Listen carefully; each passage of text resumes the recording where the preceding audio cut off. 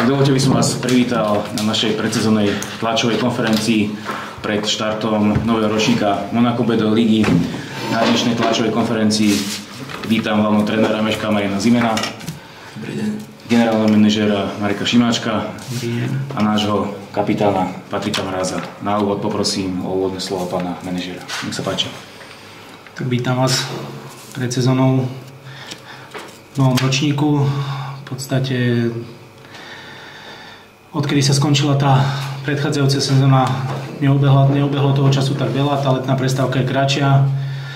V podstate minulú sezónu sme si v klube vyhodnotili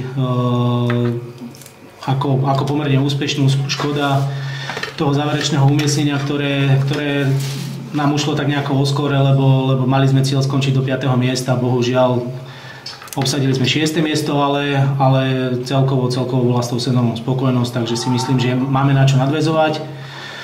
V podstate, čo sa týka tejto novej sezóny, tak prípravu si myslím, že príprava prebehla dobre.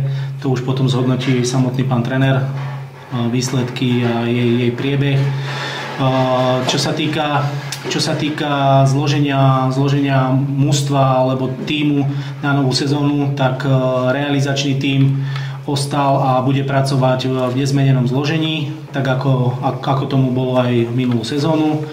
Čo sa týka hráčskeho kádra, tam došlo k viacerým zmenám.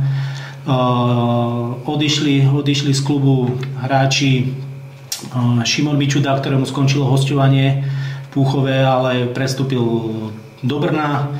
Potom odišla štvorica hráčov Stano Lacko, Kubo Michlík, Juro Martinček a Jakub Pavlovič do nižších rakúskych súťaží. No a odišiel nám ešte Ľubko Šeroň, ktorý bude pokračovať vo svojej kariére v Bánovej. Na ich miesta sme sa snažili získať nových hráčov, doplniť mužstvo. V podstate už isté príchody, ktoré v tomto momente máme, tak sú príchody Maťa Moška s Viom Zlaté Moravce. Potom tam máme Maja Tandaru, ktorý prichádza zo Žiliny, ale posledný polrok strávil v Trebišove. A máme tam Nika Martineka, ktorý tam prichádza z Brna. No a plus sa nám podarilo zatiaľ zapracovať dvoch našich dorastencov do mužstva, Daniela Brezányho a Timoteja Panáčka. Takže v podstate, čo sa týka zloženia mužstva, to vyzerá zatiaľ takto. Čo sa týka ambícií, ktoré pred touto sezónou máme, tak radi by sme sa umiestnili vo vrchnej polovici tabuľky, to znamená nadviazali na to 6. miesto, ktoré bolo, a ak sa nám ho podarí vylepšiť, tak budeme tomu veľmi radi, lebo myslím si, že to gro mužstva, tá kvalita tu ostala. Ja verím tomu, že ešte v tomto momente, kedy prebieha táto tlačová konferencia, tak káder uzavretý nie je 100%, to znamená, že pracujeme na 1-2 príchodoch, možno 3, ktoré to mužstvo posilnia. Ale zdôrazňujem slovo posilnia, lebo máme záujem len o hráčov, ktorí vyložene zvýšia kvalitu mužstva. Takže uvidíme, čo sa v najbližších dňoch podarí, a verím tomu, že tú sezónu, že do nej dobre vstúpime a že bude pre náš klub úspešná. Ďakujem pekne, nech sa páči, hlavný tréner. Čo sa týka prípravy, tak odohrali sme 4 kvalitné zápasy s dobrými súpermi. To bola prvá slovenská liga, klub z Českej ligy, ktorý má ambíciu postúpiť do ligy naspäť, to je Brno. Výsledkov veľká spokojnosť, bez ohľadu na výsledky. Pre mňa je veľké pozitívum herný prejav, akým sme sa prezentovali proti týmto tímom vo všetkých 4 zápasoch, bez ohľadu na to, aký sme mali stav, zdravotný stav, káder. Jednoducho každý dostal veľkú časť, si myslím, každý jeden hráč veľký herný priestor a ukázal, že môže tomuto týmu niečo priniesť. A príprava je jedna vec, do ligy. Liga je už o niečom inom, ale myslím si, že máme na čom stavať a jednoducho budeme sa snažiť urobiť maximálne všetko preto, aby sme boli úspešní v tej lige. Ďakujem pekne. Teraz poprosím slovo pána kapitána. Tak ja za šatňu v podstate, ako spomínal manažér, nejaké zmeny, dá sa povedať, také väčšie zmeny tam došli, ale tí chalani, ktorí prišli, si myslím, že zapadli sme bez problémov a šatňa a zobrali sme ju úplne v pohode, jak keby už nejaké roky alebo mesiace tu majú za sebou, zapadli úplne bez problému do šatne. Tréningový proces bol výborný, určite sme fyzicky skvelo pripravení na tú súťaž. Jak spomínal tréner, výsledky boli dobré, ale ja si tiež myslím, aj celá šatňa tu určite cíti, že hlavne tá predvádzaná hra v tej príprave bola, dá sa povedať, výborná alebo veľmi dobrá. Uvidíme. Boli by sme všetci radi, tá kvalita tam sedí v tej šatni, keby nadviažeme na tú prípravu a pokračovalo by to takto aj v lige, lebo tá šatňa je zdravá, je výborne nachystaná, je hladná, má chuť, proste už sa veľmi tešíme, že tá liga začína teraz sobotu.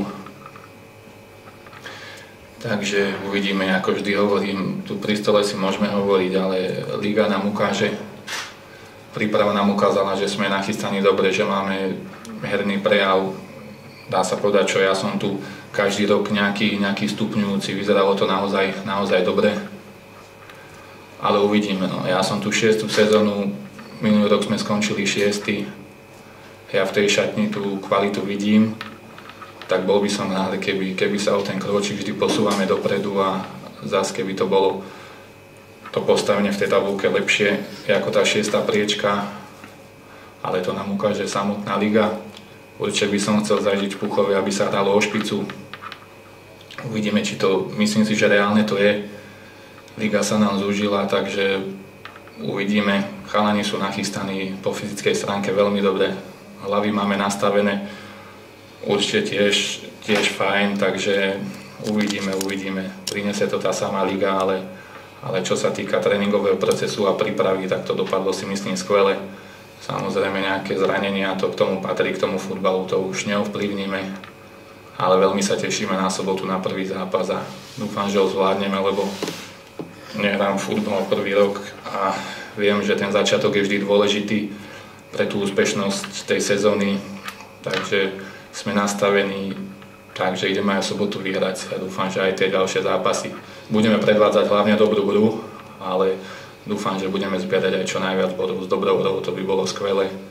Máme na to isto tú kvalitu, ktorú som spomínal, takže ja budem rád, keď sa budeme motať niekde v tých horných priečkách, ale bol by som veľmi rád, keby je to ešte nad tou 6. priečkou, takže uvidíme, tá samotná liga nám ukáže. Ďakujem pekne. Dovoľte mi ešte za klub poďakovať našim sponzorom, ktorí ostávajú pri nás aj v nasledujúcej sezóne, lebo to je veľmi dôležité, aj vďaka ním hráme druhú ligu. Ešte možno pár inštrukcií k fanúšikom. Už ste zaregistrovali, že pol roka predávame lístky cez portál Ticketportal.sk. To platí aj pre novú sezónu. Cena vstupného sa nemení. Od dnes spúšťame jednu novinku, a to takú pernamentku pre našich fanúšikov, ktorú taktiež budú môcť zakúpiť od dnes v sieti Ticketportal. Nebude tu len klasická pernamentka vo formáte, že budú mať zľavené vstupné na zápasy Monaco Bedlíky a bezplatný vstup na zápasy Slovnaft Cupu.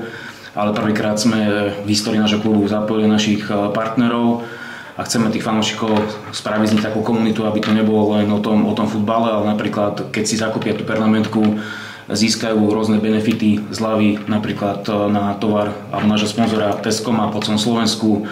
Máme nového reklamného partnera spoločnosť Spojtech, takže takisto na nákup v tejto sieti Spojtechu, ale aj množstvo iných benefitov, ktoré sa budú aj časom rozširovať. A to je taká pridaná hodnota, že na to, aby tí fanúšikovia nemuseli čakať v rade, aby nemuseli si kupovať lístok cez internet, ale jednoducho, ak chcú pomôcť klubu napredovať a aby sme vytvorili nejakú takú futbalovú komunitu, budeme radi, keď nás takto podporia a túto pernamentku si zakúpia, je to v hodnote 55 €, takže nie je to nejaká šialená suma, ale skutočne keď získame dopredu nejaký budget, tak bude sa viac možno operovať s tým, že vieme či už dojsť nejakých ďalších hráčov alebo hráča, alebo pomôcť rozvíjať klub aj na inej sfére. Takže toto je taká novinka.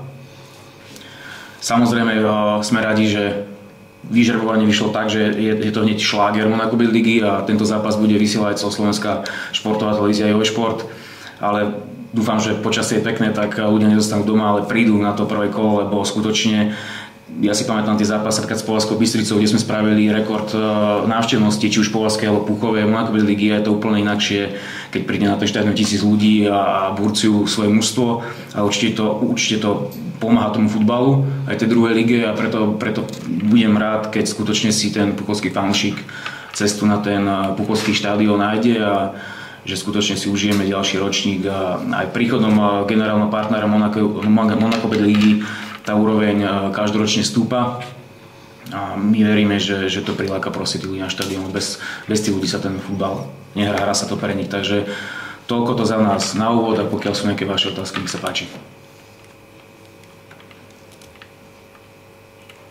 Ak nie, tak ďakujem, že ste prišli a všetko dobré. Ďakujem pekne.